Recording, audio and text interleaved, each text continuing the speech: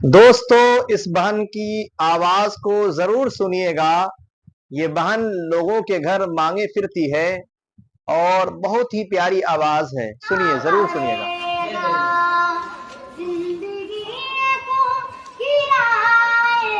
सुभान अल्लाह,